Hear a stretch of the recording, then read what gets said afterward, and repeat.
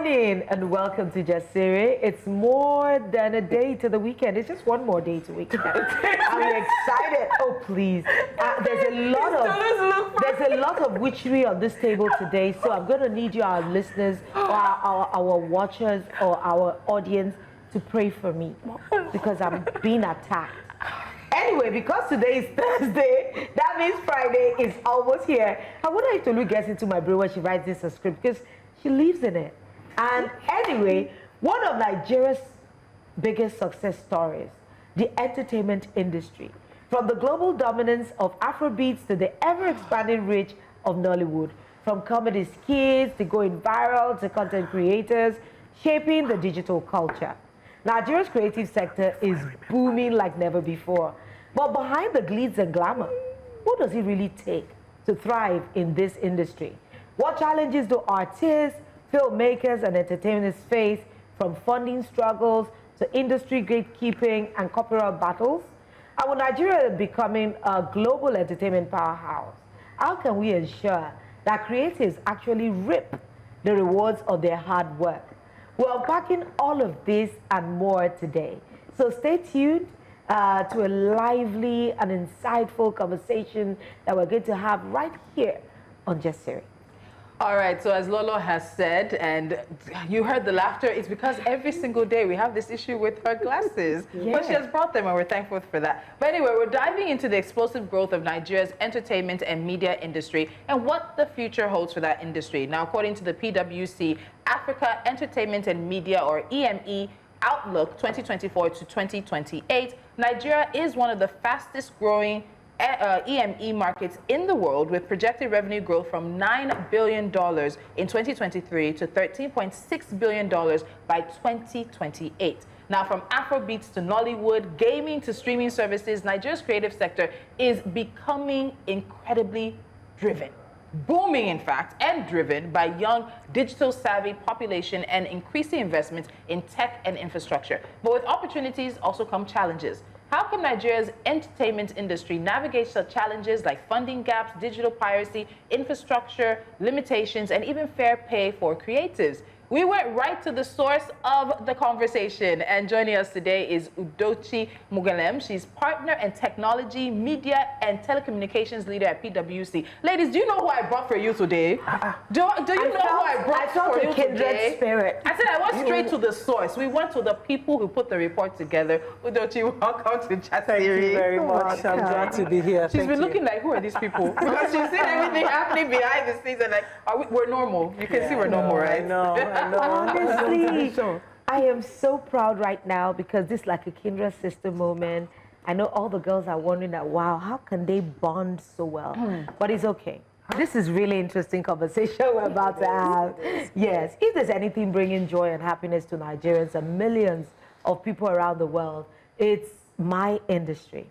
And my shoulders are very high, as you can see, yes. And I'm particularly pretty today.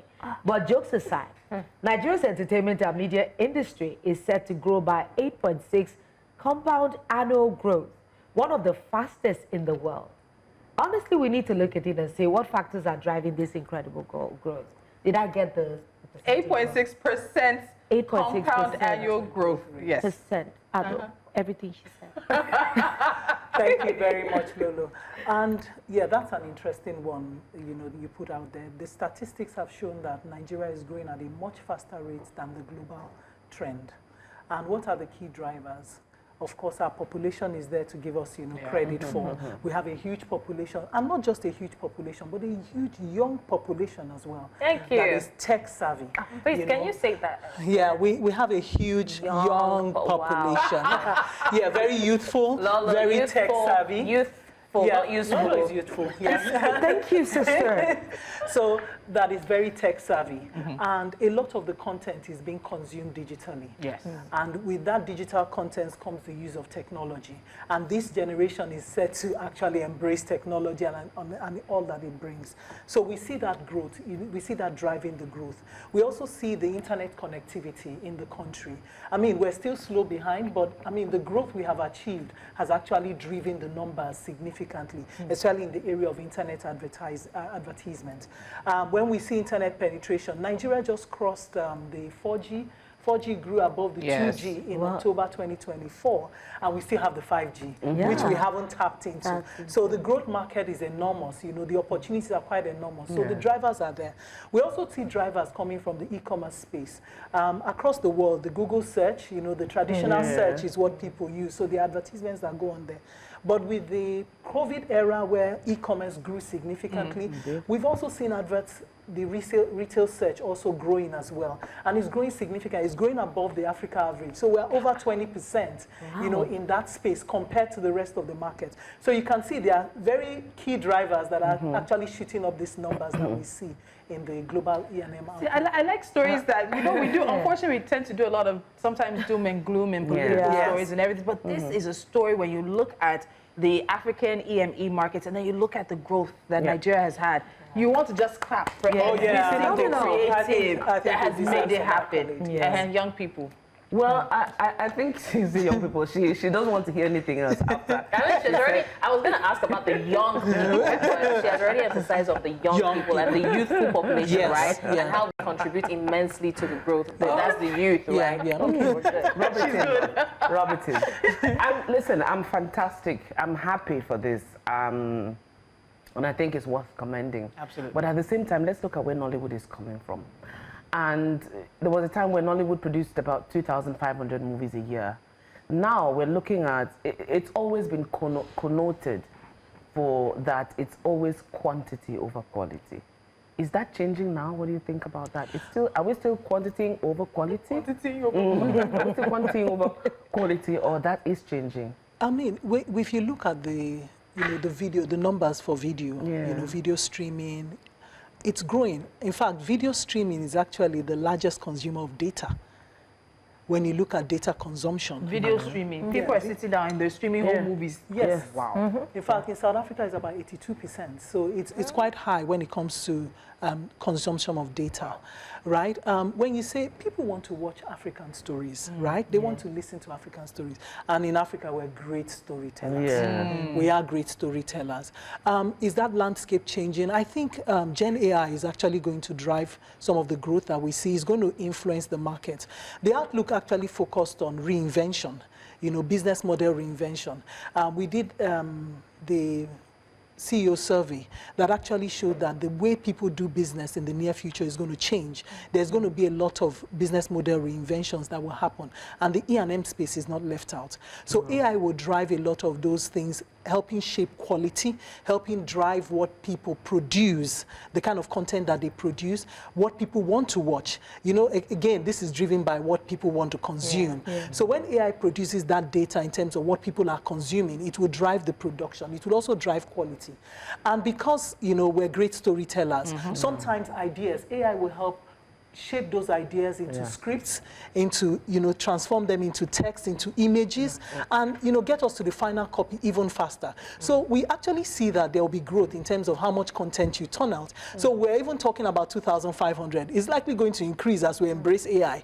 You know, as 5G tends to penetrate in our market, we would actually see growth in that space. So when we're talking about quality, I don't think the quality will drop. I think we might see an increase in terms of the consumption of our content, and it will evolve, you know, like the other markets are evolving. Yes, it will constantly. Because it's one of the largest markets in and Africa. you'd be surprised at the people consuming Nigerian stories outside. We're not just talking about Nigerians in diaspora or Africans in diaspora. You hear, you came back and you told us French people. French people, even Polish. Polish people. You have Americans watching the stories. I know that there was a very popular reality show recently, and if you look at all the people who started talking about it and trending, I was like, you're not Nigerian, you're not African, but you're talking about it. It's fantastic. So I think I might be the only non-movie person left on this panel. I'll do something to change that. No, please, okay. But when we talk about all this, especially the over-the-top streaming services, we've seen them gain a lot of ground here on the continent. And of course, you've mentioned new trends as well, AI, technology, and all of that. Even esports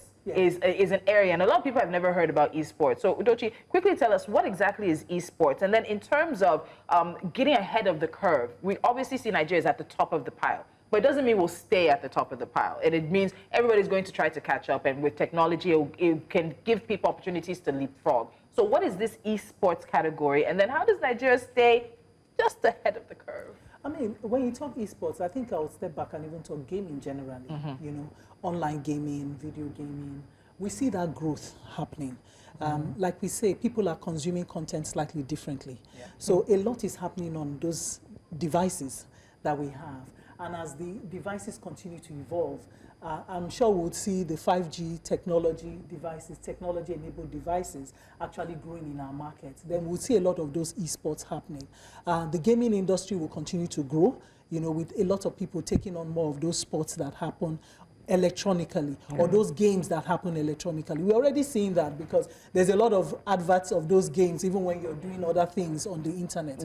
You're even actually trying to check your CCTV and those games come up. So it's coming up everywhere. So the gaming space generally is going to evolve with the use of technology, with the use of AI. And the more you do it, the more it actually sends adverts your way that are things that you like. So as you click on it, AI understands it, it understands what the market wants, so it tends to shift, you know, those particular products or the things you like, you will see more of those adverts coming your way. So that's what AI will do for us. To keep us It's the algorithm. Yeah, you keep clicking. Yeah, you will keep clicking because it understands. It's reading, it's giving insight. And of course, you know, producers, content developers are looking at this insight. So they know this is what you want and this is what I'll keep putting in your face.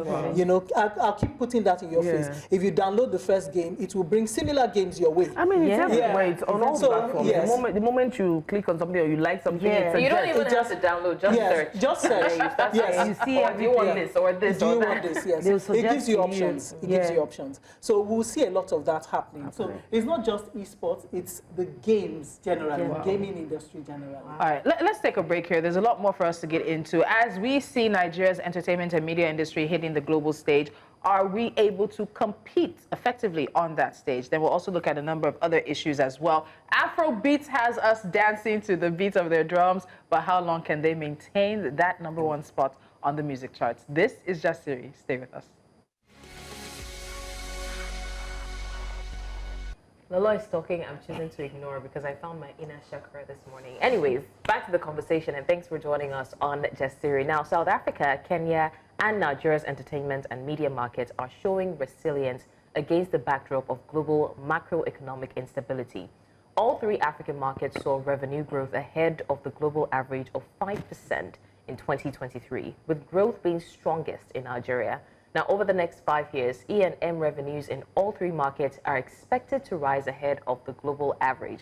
And I want to pick up from where we left off, talking about over the top. We saw in early 2024, one of the streaming platforms say it was downsizing staff and scaling back local content production in Africa and the Middle East to prioritize the European market. And others have stayed, but we know our market, continental and individually as countries, is not without its own challenges. So 2 questions. Why are those who are still here? And these platforms put us on a global stage. So can African filmmakers and content creators compete on that stage? And I'll tell you, numbers don't lie, Blessing. You can see the numbers. So despite every challenge that we've seen, I mean, the outlook has focused on resilience and reinvention. It shows that there are challenges, and we acknowledge them. We don't belittle those challenges. They are there. But the market has continued to grow, right? I mean, your first question, why are they still here? We have the population, and the young population as well, that will consume this content. When you see developing countries actually grow faster, our growth rate is a lot higher than the mature market. So when you look at our population, we look at the potential that we have, the fact that internet penetration is still growing. We look at broadband penetration is also still growing. We see that 5G is yet to be embraced, so the adoption is slowly picking up in this continent. I mean, the potential, the opportunities are endless. They are really endless. So they are still here because they see the potential. And it doesn't mean that the challenges are not there. They are there, but I mean, with the potential, we actually still see growth. Yeah. All right, so we can't talk about the growth of entertainment without talking about the subsector that, you know, keeps us dancing to the beat of its drums, and like Tulu says, it's Afrobeat. So what does the report say about Nigeria's music industry, which we know, everybody knows that it's thriving? But beyond that, what's next after the global success of Afrobeat? Because, see, we all know, like in sports, there's the there was the Nadals, the Federers.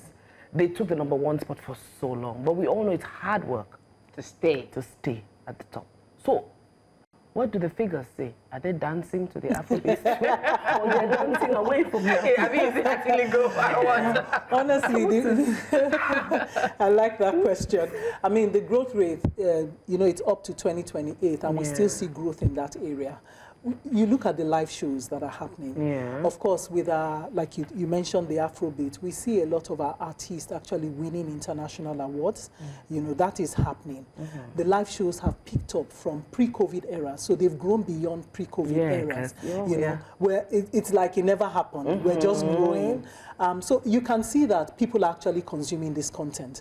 And you just walk into malls abroad and you hear Nigerian music. Everywhere. So you have to hold your Guy, I was in TJ Maxx and I started hearing Davido. I said to my sister, do you hear that? Do you know a lot of gyms abroad actually use Nigerian music selection for their We're very, for their workouts. So I don't even think we've even tapped into the full potential, that this has to offer. It will continue to evolve. We're still talking about reinvention. How this content will be consumed. We didn't see it a few years back. But you see that our content is being consumed in different forms, in different genera. People are, transforming it, even changing it into other languages, and consuming French, it. Especially. Yes. So, and they're consuming that. So we would actually see growth. That's what we pretend, not just for Afrobeat, but music in general, because the mode of consumption will continue to change. Particularly in Nigeria, we see potential.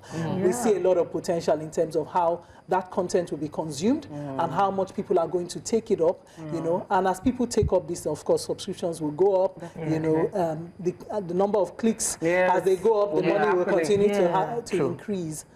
Let me just quickly chip in and ask, because I think one of the things we've seen with the growth of Nigeria's music is also a conversation around infrastructure. Like concert infrastructure, touring infrastructure. I think South Africa has probably the best of that here on the continent. And you can see big stars go to them. Does the report talk anything about how we can also embrace the concert infrastructure, the touring infrastructure to help also boost the conversation around music? I think a lot, would need some government intervention there, But we saw that. I mean, you saw what happened over Christmas, the whole Dirty December. A lot of those shows that happen. It's come to stay. That's the truth. It's come to stay. Of course, infrastructure is still a challenge, but I see the private sector rising up in different, in their small bits, taking up that challenge and hosting those shows, in whatever capacity they can do it. They can do it. But of course, the bigger ones, South Africa is still leading in that market, which is why you see the foreigners actually coming in to host shows in those places. But I mean, Nigeria is still not a market to ignore. We've got the population. So let's you can't ignore it.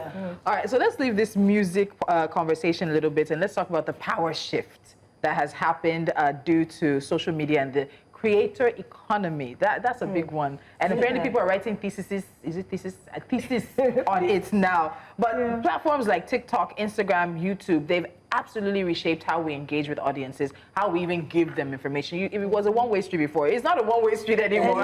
It's not even a two-way street. It's like a junction. It's a four-way junction. There are cars blocking everywhere and all that. But in terms of the creator economy, social media influencing, what did you guys find in terms of the future of that here on the continent? Is it here to stay? Is it a flash in the pan? Because let's also consider the fact we're seeing regulation of that abroad. Now, I think it's in Netherlands or Sweden. If you are a content creator and you've touched your picture in any way, you need to put a disclaimer that this picture has been touched in some way. If you're advertising, you have to put that it's an ad. Where are we in terms of how this particular subsector of the EME market is growing? And if you look at Nigeria, you see that when it happens abroad, we just pick it up a little bit faster. Yeah, that's what happens. So it's here to stay, I mean, the numbers are showing that it is growing, and it will continue to grow. Maybe not at the rate at which it grew the last time, but we see growth potential in that space.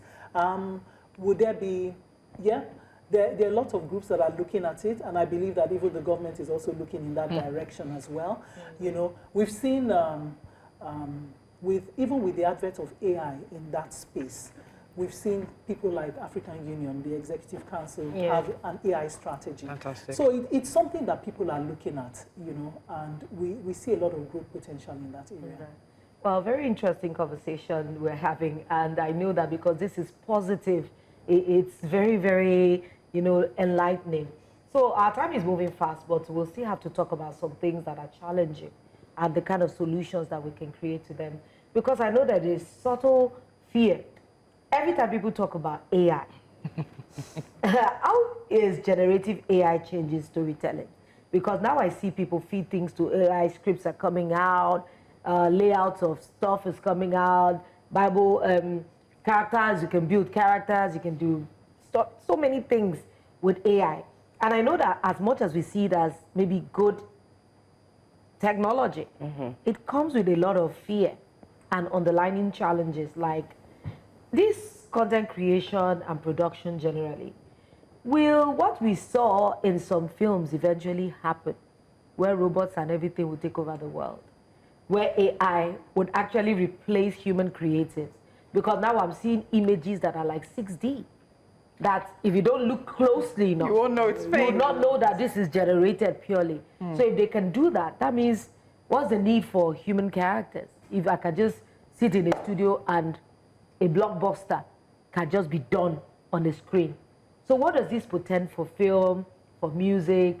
Because jobs, people's jobs. People's jobs are, that's what I'm saying, because that means creatives, costumiers, set designers, engineers. I mean, There's a whole lot, a whole industry. So I'm sorry to add, but like we're already there. I mean, recently somebody sent me, because I do voiceover, someone literally sent me a message to ask for my voice sample so that the person can be creating voiceovers without like human, like they wanted me to sell my voice sample, then the person will be using my voice in perpetuity. You just type what you want to voice, and the person voices it, and it sounds like blessings. I'm like, so where does okay? Yes, that falls into the fair play situation, because once you do a voice, anybody can pick a voice. Yes. I think it was last year that was it Drake or a number of artists sued somebody because he had created songs, put them online, and was making money from their voices. Even the record labels had to sue the streaming platforms to take those songs down because they were not from the artist. So we're entering dangerous waters here. And these are genuine concerns when it comes to AI adoption. And it's not just the E&M sector. It is every sector. Everyone is worried about what AI will bring. Are we going to lose our jobs as a result of AI? But whether we like it or not, AI has come to stay, right? How do we embrace AI? How do we use it to our own advantage? Because AI is a tool, right? And it's going to provide insights. You talked about converting ideas into images. Sometimes it just shortens that production cycle for us. So what we're seeing is a lot shorter production cycles. I have an idea, I just put it through AI. It gives me something that is almost close to perfect. Or I need to do a bit of tweak to give it to a human face, and then I can actually churn it out. So that means that even if people are at the risk of losing their jobs, they need to make peace with that and probably just upscale a little bit. You need to upscale. But then AI, like I mentioned earlier, is going to give us a lot of insight. What are people watching? What does the market want? So there's a lot of data that is going to process within a short period of time. So our productions will be directed at what people want to consume. Depending on which market you're operating in. It's going to give you insight as to what does the future look like? Where's the trend going? So AI is going to help us. It's going to give a lot of insight. I mean, there are still issues around ethics, which people are looking at, different groups are looking at those areas. But then AI has a lot of potential, positive potential, as much as it has the negative sides of the challenges. Definitely. Remember that we're focused on resilience and reinvention. How are we going to reinvent ourselves in the face of AI? You're all using devices now. We used to read scripts before. We used to read papers before. But you're all using devices right now, and you've embraced it. So you're using it actually to make your work even better. So I mean, if we look at it from that perspective, I mean, you see that there's a lot to gain from adopting AI. So it's a lot. It's a lot. And we just have a few more minutes with you, and I want us to pick up our last set of questions. I think the last question, Catherine, you start us on that. Digital piracy. Okay, so before we take a break, digital piracy is a thing, and it remains a major problem. What steps can be taken to protect the rights of creatives, ensure fair compensation for their work. Because after all the speaking of English, it boils down to how much you gain. Yes. How much do you gain? How do you protect your income? How do you protect your work? How do you protect your voice? How do you protect your voice? Because I'm so scared. Piracy in itself, when the market used to shout, well, you go to Iwe Carol, that time, that year, it was always in our heads. We're fighting piracy from way back. Now, it's escalated to digital piracy. If we haven't finished tackling that one, how do we now combat digital privacy and piracy? And all of this in light of the fact that this is an outlook of 2024 to 2028. What is it? Are we going to see a decrease, or is it going to continue as the market grows to also grow as people formulate new ways to steal, to thief? At the end of the day, so much to battle. Yeah, there is. Piracy has always been an issue in this industry from time immemorial. Right? This outlook is about 13. This is the 13th edition. And we've constantly seen growth in the African market, despite the piracy that exists in that market, right? I mean, you talk about rights when you talk about rights, it's about laws, about regulations, which we didn't really focus on that, but it doesn't mean that it's not an issue that, we don't need to look into. But despite the existence of piracy, we have continued to see this industry grow way above even this challenge. Now, as you know, the modes of consumption of this content continues to expand, because now, if you build content, you stay in your room, build content, you post it out, and people they will come. Yes. So there's a lot more avenues for you to consume. Before, it was quite restricted. There were a few people who could give us CDs, who could produce CDs, and then the pirates were having a field day. But now there's a lot more. You can't pirate with CDs anymore. People are no longer interested in it. They use apps now. Yeah, they use apps. They use different things. But the mode of consumption is changing. The way people are appreciating or consuming this content continues to change. And as we embrace this change, despite this piracy, we would actually see an increase. I mean, if you look at even the projection in the next 5 years, we're not seeing a decline. Not even in the video, not even in the music in Nigeria. We're actually seeing the traditional one reduce, and then the more digital content actually increasing, in that space. And as it increases, because people are now more empowered to determine where they want their content and how they want their content to be consumed or even marketed. So as we see that, as the power, moves more into the hands of the content creators or the producers, would actually see less and less of this, the impact of piracy in that market. But will it go away in a short while? I really doubt. So we chose piracy because it's a long-standing issue, but were there any other particular challenges that you found in the report that stuck out to you that might be the ones we need to really put our eyes on, whether it's by the creative industry, the EME industry on its own, or with what I dislike, government intervention? Yes, and you've mentioned some of them in terms of, the high cost of infrastructure. We need that infrastructure. If we're talking 5G, it's not the normal, devices that you have that will embrace 5G. Wow. So the structures, that infrastructure that needs to be rolled out is expensive. Are there people who are willing to do that? Yes. So that might be a challenge in that sector. Then even the 5G that has come in, adopting and embracing it is also a challenge. Internet penetration as well. Our fixed broadband market is not as large as the rest of the world. We're more mobile broadband. And with that mobile broadband is a lot of infrastructure you have to lay, and internet connectivity will still remain a challenge, as we penetrate more areas. Would expect that the content will be consumed even more in our market, but it remains a challenge. I need to find a way to plug into this thing. The money is there. I feel like the money's on the table. I wanted to ask, she mentioned piracy, but there's also the issue of privacy or the lack of it there. Now we're seeing, before now we used to see, blogs will write something about someone and we're like, well, this thing they wrote, is it true? But now you're waking up, you're seeing videos and you're like, the only thing that we can tell the difference with is the emotions. Okay, this person doesn't smile like that. I keep saying it, this America's Got Talent, the way they have used AI to refurbish that thing, and sometimes I feel like, okay, Simon doesn't smile like that. And or they wouldn't have this kind of act. Exactly, or they turn into animals. I'm like, okay, but imagine if they perfect that, right? So this brings me to the question of regulation. Is there nothing in the works that enables, there are some apps, for example, that if you use, there'll be a watermark that when you use this app. Is there no possibility of that for AI, at least to tell the difference? Because it's getting to the point where people's privacy are seemingly invaded, because it's not like they're even doing it. They're in their house and you're seeing videos and you're like, is that me? Did I do this? So it's risky. Yes, and like I mentioned, it's a challenge. The ethical use of AI, it's an issue, and it's been recognized. So there are a lot of global bodies that are looking into it. I mean, beyond Nigeria, we might be tailing behind slightly, but I mean, if you look at the world generally, they are already AI. They are looking at regulations around AI, how you monitor it, how do you responsibly use AI. But because we know it's here to stay, but how do we regulate it and ensure that people, like you said, don't go into people's private space and disturb and constitute a nuisance, But it's here to stay, and we hope. I mean, in the near future, we'll see regulations around it locally, as we have seen that spun up in that word she said, regulation. I'm not a big fan, but I understand. I had this conversation last night. But before we let you go, because of time, we've seen that Nigeria maintains a position as the leading entertainment hub here on the continent. Some of it can be down to the fact that we're just a large population of very loud, boisterous, entertaining, naturally funny people, so you can't miss us. But in terms of the necessary things for Nigeria to maintain that #1 status, and then also to not just we shouldn't be #1 because we have a population. We should be #1 because yes, there's population, there's quality, there's content coming out, because we deserve to be #1. So in terms of Nigeria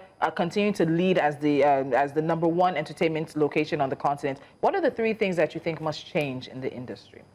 And now, when you say change, what we're seeing is the impact of change already. Okay. Right? We're talking reinvention. I mean, a few years back, we didn't talk about digital consumption of content. So we're seeing the result of change, and it is speaking in the numbers. It's showing in the numbers that we see already. So with mobile broadband penetration, with internet connectivity on the increase, with e-commerce, in that e-commerce space. I mean, if we focus on the drivers, which are really the change agents that we see here. As we focus on those drivers, we'll expect that the numbers will continue to increase. So it's money that dictates that movement. Yeah. So if the changes happen and there's no money in, the change will just plummet. If the changes happen... then we don't see any tangible but the changes have happened. I mean, in terms of how people consume. With the advent of 4G, 5G, with internet connectivity, with our e-commerce growth, we've actually seen internet advertising, all the boxes are ticked. And so it's the result of change that you're seeing. Sometimes I'm even wondering, when we're talking about 4G and 5G, the affordability of these internet services too is one of the things that I would say is limiting us a little. Because if you go abroad, everywhere you are, that's why when you say something about mobile broadband that we have to use here, I know that if that is, corrected and people are able to afford it a little more or access internet, I think the growth and the numbers would even tally higher. And I agree with you on that. All right, Udochi, thank you so much. She's a very, very, very busy person, but we're able to steal some of her time today to come and take us through this report looking at the African entertainment and media, PwC's Africa and oh my God. PwC's Africa. Please go ahead. Outlook. For 2024 to 2028. The Jake But it's a fantastic report, given the fact that we're seeing so much progress and so much growth. And it's a place where Nigerians can raise their shoulders and be proud. We should be very proud of all the creators who laid the foundation and those who are taking the industry to the next level. We raise our cups to you. I'm dealing with nothing in my cup, but everybody's taking tea and coffee. We did not offer our guests. But thank you so much, Udochi. And we look forward to having you again. All right, guys, we're going to go on a quick break. When we come back, we have two hot topics for you to take through. Wow. We'll be right back. We'll be right back.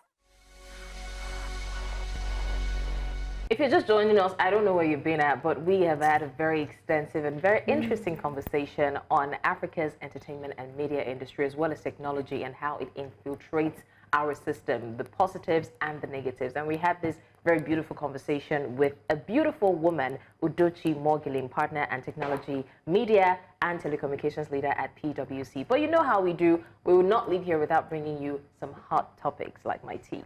Now, the tragic passing of Herbert Wigwe, the former CEO of Access Bank, along with his wife and son in a helicopter crash on the 9th of February 2024 in California, USA, shocked Nigeria and the global business community.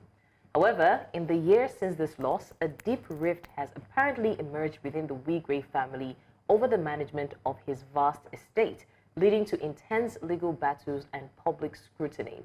Now, in the immediate aftermath of Wigwe's death, his family publicly mourned him, with his father, Pastor, someone help me pronounce this. Shingo Wigwe, emphasizing the importance of preserving his son's legacy. Initially, there was an appearance of unity as tributes poured in from family members and business associates alike. However, tensions soon surfaced when details of his will emerged. According to reports, his estate was willed exclusively to his children, a decision that did not sit well with other family members, particularly his father and cousin, Christian Chukwuka Wigwe.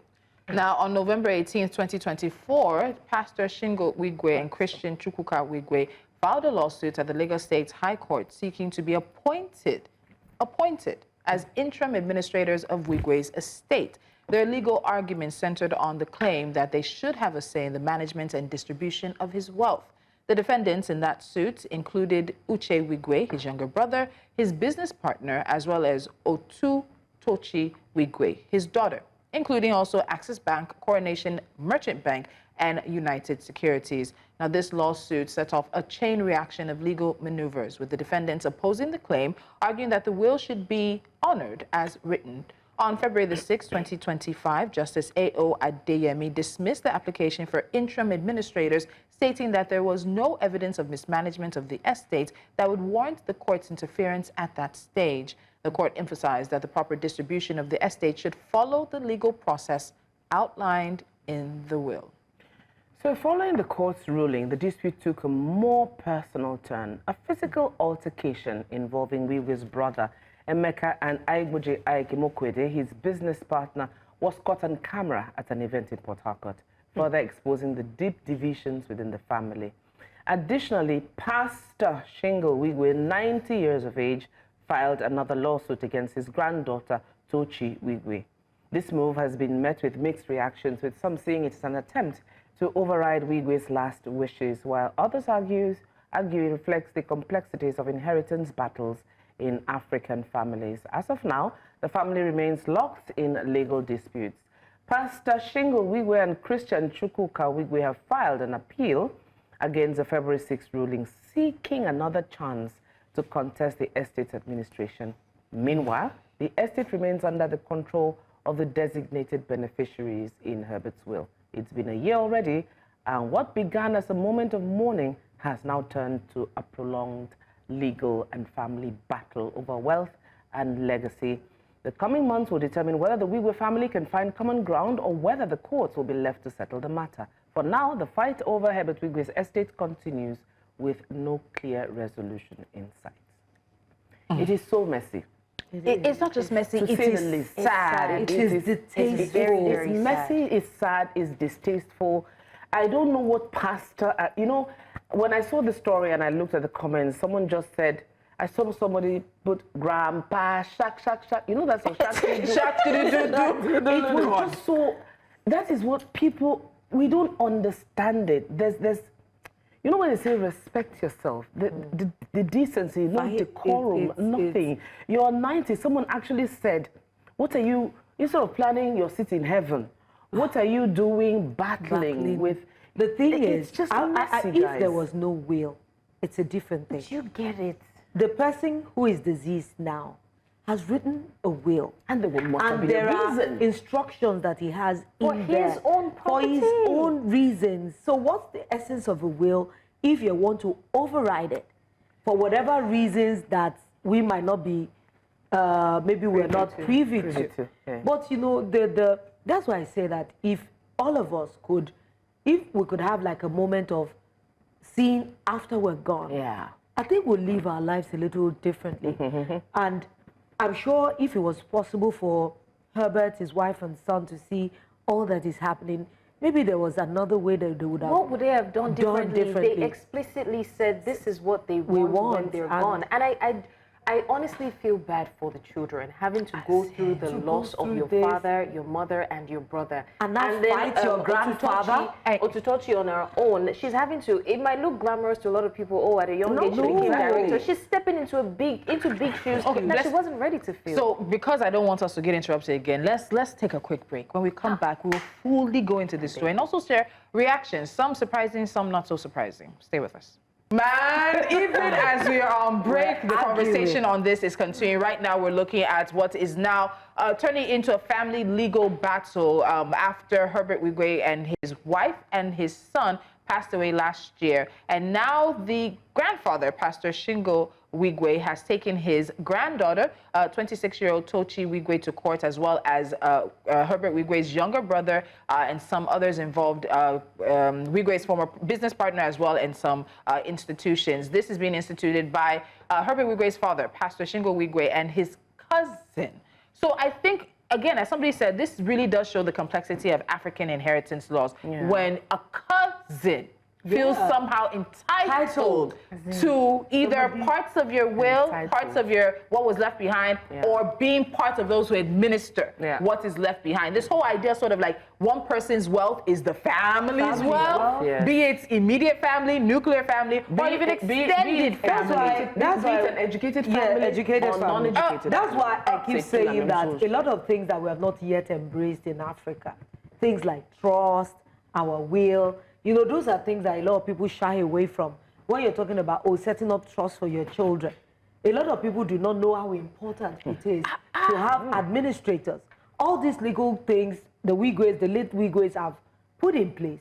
But now some family members that think they have superior rights or they have some rights, the law will hear you. It doesn't mean that they're going to grant you your prayers. You can bring any kind of prayer to court, but it doesn't mean that they're going to grant it. Most of the time, what we usually would see is maybe a disenfranchised wife or child that has some kind of legal standing. Not a cousin. But now we're seeing not a father. There's so many things about African inheritance that we still need to change. We need to update. We need to update so that your family, this is supposed to be an eye-opener for a lot of people that have immense wealth. So that at your passing, your family would be able to be well catered for, and you won't have people from the sideline trying to knock down. I don't want us to just say it should be people who have immense wealth. Anybody we'll get to reaction. I don't think we should just say it's people who have immense wealth. You shared a story offline. I don't know if you can share about it. Of course, I know a particular man. He was very wealthy, and he had like 6 children. And in his lifetime, he said he wrote it in his will that he knows the bickering and the inter-wars that could happen, that to safeguard their lives and property, because we've seen inheritance laws that cost people their lives. Or battles, battles in court. When I was using juju against each other on family land. There was a case I inherited. Tolu, it was about 40 years old, as at when I took it. They were still battling on inheritance. They were still, all the first generation, had died. Second generation had died. Wow. These are the third generation that were still battling on those properties. So some of these things that we need to do, you need to do everything legally. In the beginning. But over time, Wigwe has done it. No. It doesn't matter if anybody wants to contest your will. But if you have properly done it and it has airtime, it will hold. It will hold. Exactly. So any greedy person can come from. Of course, it's been done time immemorial. I've seen people, cousins, uncles from far, wanting to come and take property. But as long as you have put down and you are in your clear state of mind, some of the things that they might bring as a defense is that when you did it, you were not in your undue influence, you had undue influence, or you were not in your good state of mind. All these kinds of things. We need to start to know that in Africa we have complexities, and you have to do everything to protect your family. This one that we're even seeing them battle in court. That is what you see in court. I'm telling you. Do you want to know what kind of pressure her family might be facing to even tell the court, don't worry, my grandfather can handle it. She's touching camera. Tochi is fighting her family. And you know some of the children... I want us to change that. Tochi is not fighting her family. Her family is fighting her. No, that's what I mean. It's important. It's important for us. It's important for us. Extended. This is her grandfather. These are people who are supposed to step into the role of fathers and mentors for her now. Catherine, you wanted to say something? I'm so sorry. We have reactions with so much. We have, let's just take reactions. Yeah, can we have the reactions? There was one reaction. If he doesn't claim it, she will marry and take everything to another family. I wish she had sons. Imagine the university going to another family. It's people like you. It's people like you. I said she's not a child. Please excuse me. There are minor children. There are, I think, 5 minor children involved who still also bear the Wigwe name as well. All right, 25 years of age is a legal age, and she has every right to stand up for the estate of her father. And her indirect responsibility is to take care of the grandfather. And if the grandfather's name wasn't in the will of the late bank chief, but if it's there, it's a percentage. It's a Going to court necessarily doesn't mean the old man is dragging the inheritance with his grandchildren. His concern may be mismanagement seeking supervised administration of same. Public sentiments are always skewed without knowledge of the real issue. But Herbert Wigwe puts administrators in place. Are you telling me you don't trust your son's judgment in putting those administrators? Because he saw them This is making Wigwe's death more painful. Meanwhile, how I wish they will not struggle with Baba. Come to think of it, who will inherit Baba if not the same grandchild? My prayer for all is that may we not bury any of our children. May the soul of Wigwe continue to rest. Pick a struggle. Baba is looking to inherit from his son. Yeah, you cannot tell me that Herbert Wigwe did not wait. You cannot tell me Herbert Wigwe did not make provisions for a large number, not a large number, but some family members. It's about administration of the estate. It's about that's what they're claiming. No. They're claiming he wants to be part of those administering the estate. Meanwhile, the will has laid out the administrators of the estate, and the court is saying there's nothing wrong with what was laid out. I am in shock that I saw that first. Honestly, I cannot believe that. Imagine the university going to and this another family. What does that mean? That because she's a girl. I think again that this is to reiterate the importance of a will. Imagine if there was no will. These children, you don't even know what would happen to the children. The late Wigwe knows his people. It's not just about knowing his people. The will is a fail-proof method. That, you know where you come from. You know that the least I can do is to protect my own. And when I say my own, yours and your direct descendants. This entitlement mentality. Baba, the last comment, I hear you. But that's why Lolo said, everybody carry your matter to court. The court, of course, will listen to you. It doesn't mean they'll give you exactly what you want, but they will listen to you. And there's a reason why he wasn't an administration. When exactly. Yes, he named administrators. Do you, to said something, are you not trusting your son's judgment in matters like this? Well, he might even not want to, is it your money? The late Wigwe might not even want to saddle his 90-year-old father. Or he knows that he's irresponsible. And he might even have felt that by the time I passed, my dad would have long passed. Do you get? He was not anticipating passing before his father. Yes, nobody anticipated that. Again, without that, whether or not he was, because that can now be, okay, he didn't think I would be alive. That is not reason enough. What are you looking for? Maybe tomorrow is going to be hot because I know this might even be something we have to do. Because now we'll go to court and say now he didn't think I would be alive when he died. So now that I'm alive, you have to do something. Yeah, it's not reason enough. Nigeria's entertainment industry is indeed taking over the world. We're looking for two-face. I'm telling you. But as we've all discussed, there's still plenty of things to unpack, from fair pay for creatives to industry challenges like funding, copyright and issues, infrastructural gaps. One thing is certain. Nigeria's talent is unstoppable, and with the right support, the industry will only reach greater heights. And speaking of entertainment, tomorrow's Hot Topic special guest is someone you wouldn't want to miss at all. Let's go. She's an actress, an actor, everybody's baby. It's just leave it at that. She's everybody's baby. Yes. Make sure you tune in tomorrow. It's going to be heated. Bye. Bye.